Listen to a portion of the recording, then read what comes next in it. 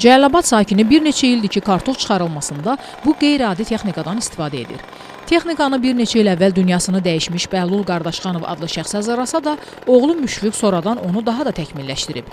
Mini kartof çıxaran qurğu Vaz 21011 markalı avtomobilin sürət qutusu və su nasosonun mühərriki ilə hərəkətə gəlir.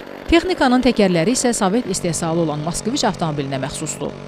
Həyat bacamızda kartof əkirik, becərəndə, çıxartmaq vaxtı olanda bu texnika ilə çıxardırıq. Kartof çıxaran maşın iş prosesi zamanı orta hesabla 1 hektarlıq sahədə 5 litr yanacaq yandırır. Müşfiq Qardaşxanov texnikadan daha da səmərəli istifadə etmək üçün onu biraz da təkmilləşdirmək niyyətindədir. Rəhmətlik atam onu düzəldəndən sonra onu kartofu çıxartmaq üçün düzəltmişdi. Biz indi onu təkmilləşdirib istəyirik ki, kartofu əkmək üçün də istifadə edək. Hal-hazırda onun üstündə işləyirik.